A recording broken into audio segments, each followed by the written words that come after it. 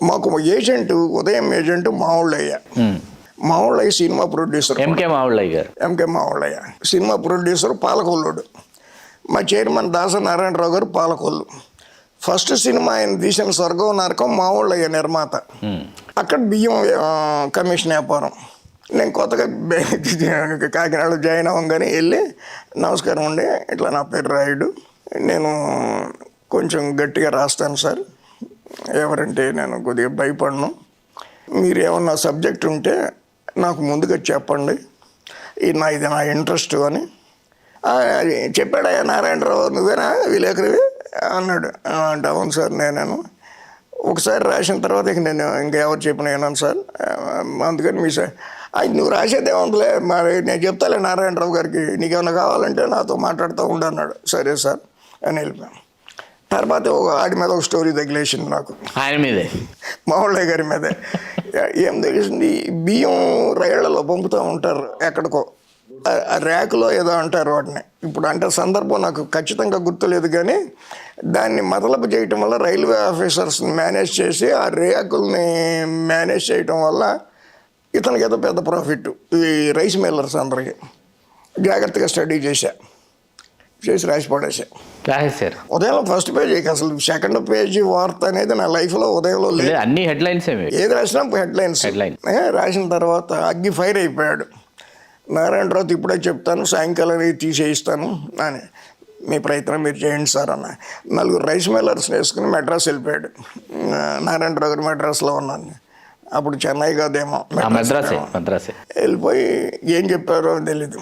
నారాయణ నేను రాయుడికి ఏం చెప్పను, కరెక్ట్ అయితే రాస్తాడు, కరెక్ట్ కాకపోతే రాయుడు, అంతేగాని నేను ఇప్పుడు రాయొద్దని అతనికి ఫోన్ చేయను అని చెప్తే ఇడు మబ్బులు ఇడిపోయినాయి.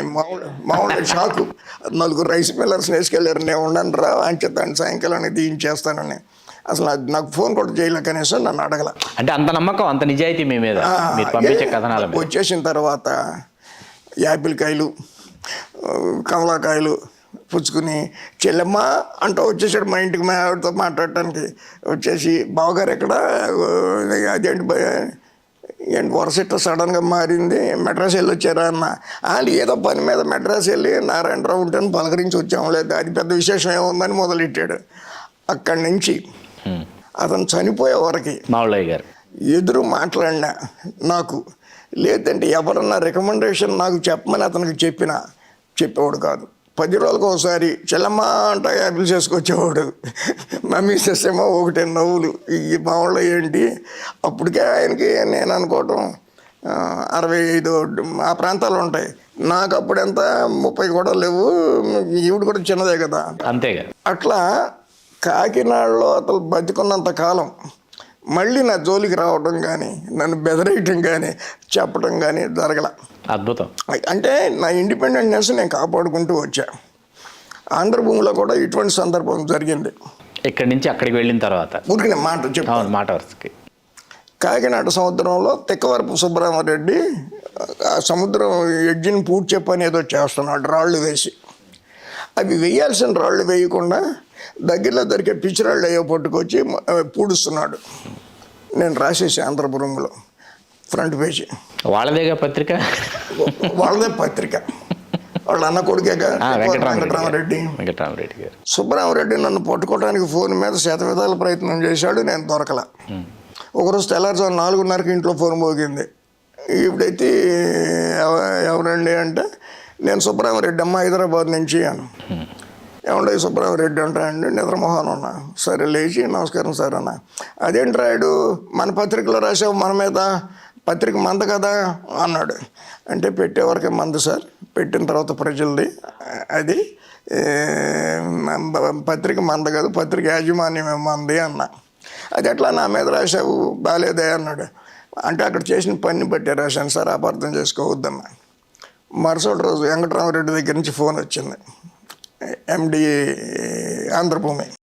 అందరూ ఉద్యోగం ఆ రోజుతో పోయింది అనుకున్నారు. సరే వచ్చా. అటు పెద్ద పుల్లాగా ఉంటాడు, ఇంత చెస్ట్, గుండీలు ఇక్కడ దాకా ఓడదీసి ఇట్ట ఆజాన్బాయి గట్టొద్దు గట్టి నడిచినట్టు నడుస్తూ ఉంటాడు ఆఫీస్లో. ఇట్లా చూస్తూ ఉంటాడు. చూసి వీడి మొహం బాగుండలేదు, వీడిని పంపించేయండి, వీడి శాలరీ ఇచ్చేసి అంటాడు. ఎందుకో రీజన్ తెలీదు. ఆడు వస్తున్నాడు అంటేనే డెస్క్లో టెర్రర్. నన్ను పిలిచాడు. డెస్క్లో అందరూ నాకు సానుభూతి సంతాపాలు ఇవన్నీ మొదలైపోయినాయి. ఇవాళతో పోతుంది పాపం రెడ్డి గారు ఉద్యోగం అని. పిలిచాడు, వెళ్ళా. ఎటు చూశాడు, నువ్వేదో డబ్బులు అడిగితే మా సుబ్రహ్మరెడ్డి బాబాయ్ ఇవ్వలేదని చెప్పి ఏదో రాశావంట ఏంటి అన్నాడు డైరెక్ట్గా. నేను నవ్వి, అది కనుక మీరు నమ్మితే నా ఎక్స్ప్లెనేషన్ అవసరం లేదు, వెంటనే పంపించేయి. అది పంపించేయచ్చు. అది నమ్మలేదు అనుకోండి, నేను ఎక్స్ప్లెనేషన్ ఇవ్వాల్సిన అవసరం లేదు అన్న. స్టన్ అయిపోయాడు నేను ఇచ్చిన రిప్లైకి. యూ కెన్ గో అన్నాడు. బయటకు వచ్చేసా. పోయిందా అంటే సబ్బైటర్లు అంతా పోలేదురా బాబు, గట్టిగా అద్దుకుంటూ లక్కెళ్ళాను. ఏంటంటే మనం తప్పు బేసికల్గా ఏ ఇన్ఫ్లుయెన్స్లోనూ నేను వార్తలు రాయను. ఎవరి ఇన్ఫ్లుయెన్స్ మీ మీద లేదు, ఎవరి ఇన్ఫ్లుయెన్స్ నా మీద ఉండదు. ఒకటి డబ్బులకో లేకపోతే ఇంకో బలహీనతో ఏమి పని చేయం. నేను ధర్మం అనుకుంటే రాస్తా, ధర్మం కాదు అనుకుంటే దేవుడు చెప్తే రాయను. ఉదయంలో ఒకసారి జనసేనలో ఇప్పుడు బయటికి వెళ్ళిపోయాడు ఒక నాయకుడు. పర్వాలేదు సార్, పేరు చెప్పచ్చు, ఏం పర్వాలేదు. ఏముంది, మా మాదాసు గంగాధరం గారు. ఓహో. ఉదయంలోనే ఉన్నప్పుడు దాసనారాయణరావు గారికి వచ్చాడు. అది ఇది మాట్లాడేవాడు. అంతా కాపుల దుకాణమేగా. వచ్చిన తర్వాత మొన్న రాయుడు గారు ముద్రగడ పద్మనాభం మీద గొప్ప ఇంటర్వ్యూ రాశాడు సార్, కళ్ళు తిరిగిపోయేటట్టున్నాయి. అట్లాంటి ఇంటర్వ్యూ నా మీద కూడా రాయించండి రాయుడితో చెప్పి అని అన్నాడు. నారాయణరావు గారు బోళశంకరుడు. అసలు అభయం ఇస్తాడు ఆయన. అసలు ఎవరిని ఏమీ కాదన్నాడు, నెప్పి కలిగేటట్టుగా మాట్లాడాడు. ఆయన ఏం చేశాడంటే, నేను కింద ఉంటే ఆయన ఫస్ట్ ఫ్లోర్లో ఉండేది ఉదయంలో ఆయన ఆఫీస్ పైన, మేము కింద గత సబ్బు డెస్క్ అంతాను. నన్ను కబురు పెట్టి, అదే దాసన్న మన మాదాస్ గంగారు తెలుసు కదా నీకు, అదే మొన్న పద్మనాభం మీద రాసావు కదా, సేమ్ అట్లా ఆ యాంగిల్లో కొంచెం అట్లా ఉండేటట్టుగా ప్రొజెక్ట్ చేస్తే మన గంగాధర్ ఒక ఇంటర్వ్యూ చేయమంటున్నాడు, నేను రాయమంటున్నాడు అన్నాడు. నేను నమస్కారం పెట్టి, గంగాధరం కనుక అంత ఇంటర్వ్యూకి అవసరమైన సబ్జెక్టు ఆయన నేను అనుకుంటే మీరు చెప్పకుండా రాస్తాను సార్, ఈయన అంత సరుకు కాదు అనుకుంటే మీరు చెప్పినా రాయలేను సార్, ఏమనుకోవద్దు అని చెప్పి గంగాధరం గారి ముందే చెప్పా. ఆయన ముందే నారాయణరావు గారికి చెప్పా. సరే అన్నాడు. ఆయన నారాయణరావు గారు ఏమనలేక సరే వెళ్ళు అన్నాడు. ఆయనకు ఒక మీసం బిక్కోవటం అలవాటు. ఆలోచనగా మాట్లాడుతూ ఆలోచన ఇలా అసలు ఆయన ఎవరన్నా చెప్తుంటే ఇట్లా ఒక మీసం ఎంట్రుకి లాక్కుంటే వింటాడు. అది ఆయన మేనరిజం. So Gangadharam shock. ఇప్పటికి నాతో మాట్లాడారు. ఇప్పటివరకు మాట్లాడలేదు. సందర్భం ఏముందిలే కానీ మాట్లాడటానికి. కానీ చెప్తున్నా, అందుకని ఏంటంటే వార్తలు నా ఇష్టం. నేను రాయాలి అనుకున్నవి రాస్తా, రాయకూడదు అని అనుకుంటే ఇంకెవరు చెప్పినా రాయను. కాకినాడలోనే నాకు ఇంకొక మంచి అనుభవం చెప్తా. Charities, MSN charities college principal Dharmarao అని ఉండేవాడు. పేరు ఎట్లా పెట్టారో కానీ 100% అధర్మారావు. అసలు తిరిగే లేదనమాట. సుప్రీంకోర్టుకి వెళ్ళినా కూడా ఇంకా అసలు అధర్మారావే. అతను చేసే అకృత్యాలు అసలు 1 కాదు 2 కాదు 3 కాదు 4 భాగాల కింద వేసాం. అతని గురించి 4 భాగాలు అన్ని ఫ్రంట్ పేజ్ వేస్తే ఆడు కోర్టులో కేసు వేసాడు. నా మీద కాకుండా దాసనారాయణరావు గారి మీద వేసాడు. దాసనారాయణరావు గారి ఇమేజ్ ఎక్కడో ఆకాశం ఇంకా అవతల ఉంది. అలాంటి పరిస్థితి అప్పుడు అసలు అన్బిలీవబుల్. ఆయనకి మేజిస్ట్రేట్ నోటీస్ ఇచ్చాడు, లీగల్ నోటీస్, అది కోర్టులో అప్పీర్ అవ్వమని. నాకు అర్థం కాల. నారాయణరావు గారికి ఫోన్ చేసి కాకినాడ నుంచి చెప్పా, సార్ మేజిస్ట్రేట్ గారు నోటీస్ ఇచ్చాడు, ఫలానా తారీఖు నాడు వాయిదా, రూల్ ప్రకారం అయితే మీరు రావాలి, ఓ ప్రయత్నం చేస్తానండి. ఎందుకనంటే హ్యాండిల్ చేయటం కష్టం క్రౌడ్స్ని. ఆయన ఇమేజ్ ఆ స్థాయిలో ఉంది ఆ రోజున. అంటే నేను ఎస్ఆర్ఎంటి చౌదరి గారి దగ్గరికి వెళ్ళి మంచి అడ్వకేట్ని, లీడింగ్ అడ్వకేట్ని పెట్టాను, ఎంబీబీఎస్ఆర్ శర్మ అని, రాజమండ్రి.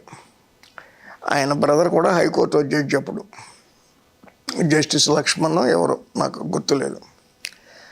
ఆయన అసిస్టెంట్ బాగా చురుకైనోడు, జ్ఞాని. ఓ 10,000 సంపాదించగలరా, నేను నోటీస్ లేకుండా రద్దు చేయిస్తాను అన్నాడు. ఎట్లా చేయిస్తారంటే మేజిస్ట్రేట్ని నేను మేనేజ్ చేస్తాను అని అన్నాను.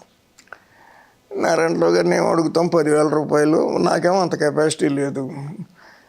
వెళ్ళి ఎస్ఆర్ఎండి చౌదరి గారి దగ్గరికి వెళ్ళి కూర్చొని ఆ మాట ఈ మాట మాట్లాడిన తర్వాత, సార్ ఇట్లా ఒక నోటీస్ వచ్చింది, ఆడి మీద రాస్తేనేమో లీగల్ నోటీస్ ఇచ్చాడు, నాకు ఇస్తే పర్వాలేదు, అది తెలివితేటలుగా చైర్మన్కి ఇచ్చాడు, ఆయన ఏమో తీసుకురాలేము, పోలీసుల వల్ల కూడా కాదు ఆ క్రౌడ్ కంట్రోల్ చేయటం, కష్టమైపోద్దని.